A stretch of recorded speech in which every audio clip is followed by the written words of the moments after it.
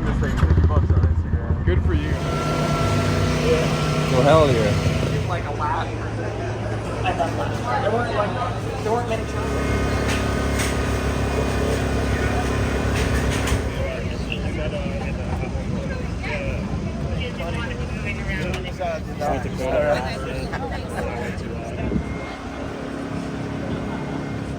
So it all started in March, to be exact. They put me on a CVO Road Glide ST out in Daytona, and honestly, I'd been thinking about that bike ever since. So yeah, when Harley Davidson reached out and asked me if I wanted to throw a leg over this bike and rip one to the bagger races out in New Jersey, you know what my answer had to be.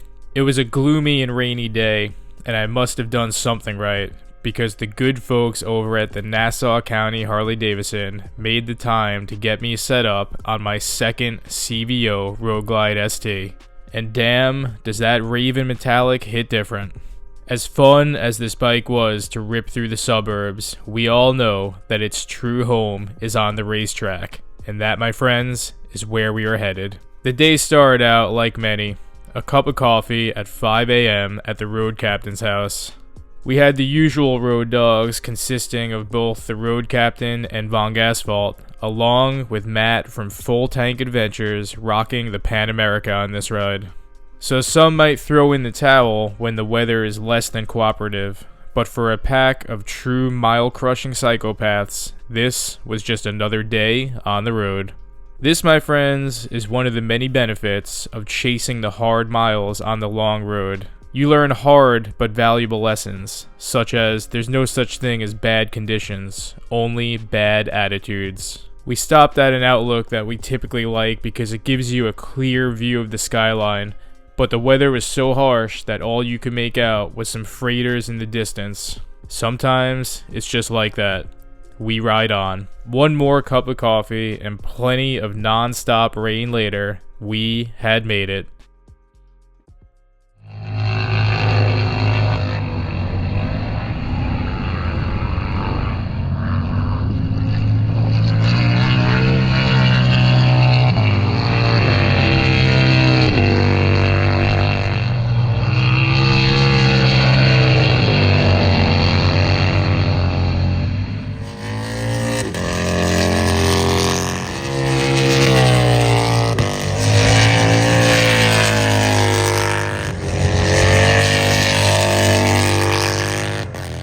Even within the practice laps, the energy here was simply infectious. It's one thing to see these races covered on TV or on social media, but it's another thing to actually be there in the flesh. Getting to hear the roar of the bikes, getting to smell the gasoline and burnt rubber, getting to see the actual wrenches get turned and the amount of preparation required to get these bikes ready. This, my friends, was a visceral sensation that simply cannot be replicated. See ya, good luck. Good job. Hey, thank you. Yeah, come on. What's up, guys? Jane Rispoli riding for Factory Harley Davidson here. We're at Fan Walk at New Jersey Motorsports Park. We're on day 2 of racing Sunday. The championship will be decided today. We're here at Fan Walk signing some autographs that we've had printed, giving away a ton of cool swag and all that, and trying to keep the fans engaged, right? We race today later in the day, and the championship will be decided. We just came off a fast warm-up, and it's gloomy. We don't know what's going to happen. It could be rain. It could be like this. And that's what, you know, comes down to the championship here. But we got so many things here with the factory team. And then we have our Harley Davidson activation site where they've got plenty of motorcycles and swag and all that they're selling. So, yeah, that's everything here at Fan Walk. And get ready for the race today.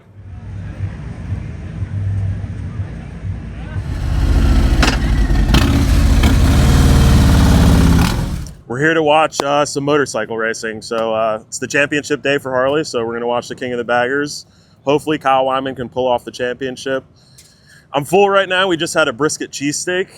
It's weighing me down a little bit right now, but we're going to walk it off here shortly, go check out the garages, and hopefully see some of the guys. It's an experience, man. I mean, this is a place where you can just hang out with a bunch of like-minded people who love motorcycles and get to meet people like you guys who, we chatted up on social media, but don't get to link up often. So it's a good meeting place, and, you get to hang out and see some cool motorcycles and watch some racing, man. It's always a good time.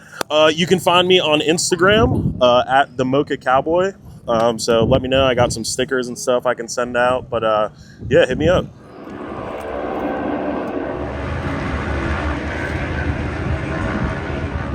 All right, hey everyone, this is Pat from Saddlemen. We are at the New Jersey Motorsport track here for the King of the Baggers. Welcome to our pit.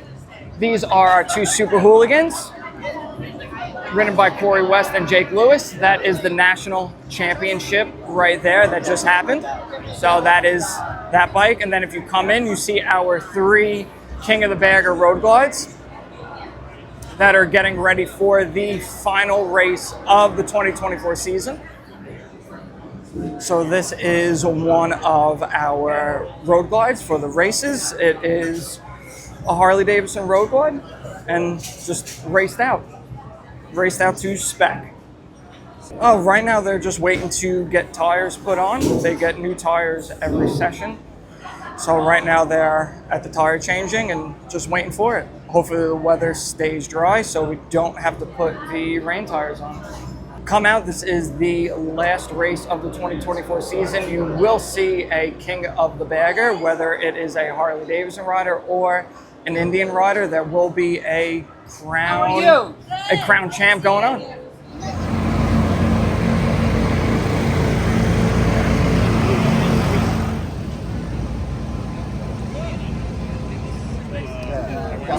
About 4 weeks out. Long time. Yeah, bikes look so good.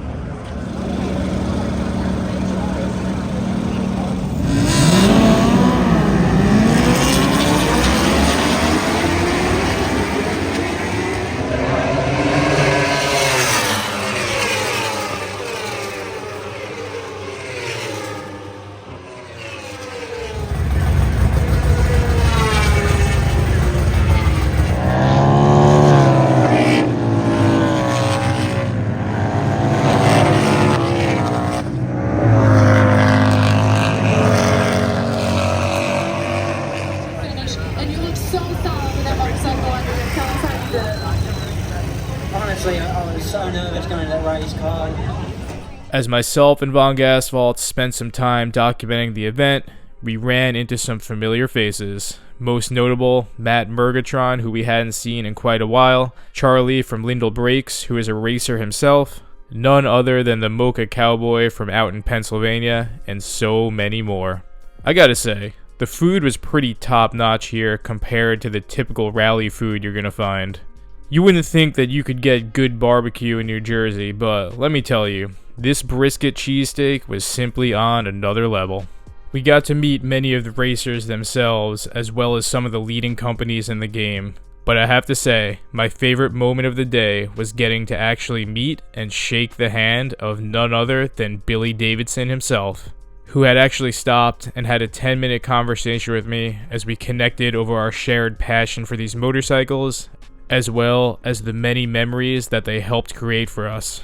Speaking of which, never mind that. My favorite memory of the day was actually getting to watch my dad shake hands with Billy Davidson. That, my friends, well, it just doesn't get that much better than that. So as a lot of you know, I've spent a lot of time on baggers this last year, which has been an eye-opening experience for me, to say the least. However, seeing these bikes at the pinnacle of what they can be was truly inspiring and had me dreaming up potential plans for a performance bagger build. Who knows, maybe one day, anything could happen.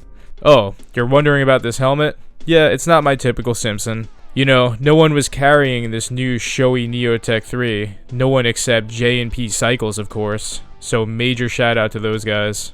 Getting to work with them in this upcoming year is truly an exciting prospect. But anyway, since you asked, my first impressions on this helmet are generally pretty good, as you would expect with any showy helmet. The fit on this helmet is spot on as always, and this is a medium to be exact. I gotta say, it's probably easily the quietest and most aerodynamic modular helmet I've ever run, truly cutting through the wind and creating an airtight seal when you drop the visor. As with most showy helmets, the build quality is front and center, making it feel like a quality helmet that will last and at the end of the day, be safe. So yeah, first impressions are mostly good with this helmet, but not all good. One thing I don't like is the fact that the helmet is just really, really heavy.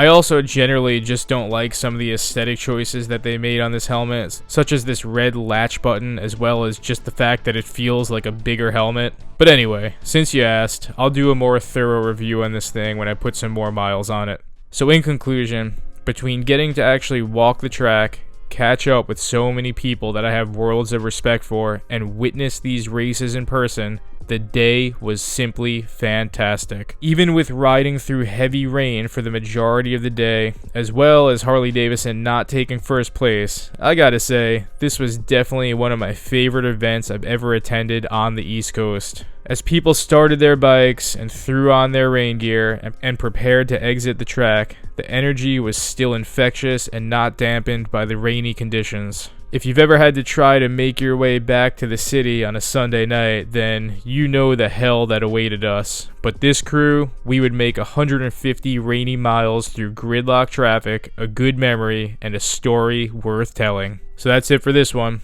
I hope you enjoyed our day over at the Bagger Races. If you missed this one, well, make sure to hit Daytona in March and kick off the season properly. As always, pay the iron price and don't let the elements dictate your ride. Build true performance motorcycles, ride fast, ride far, and on that, FXDLS Brooklyn is out.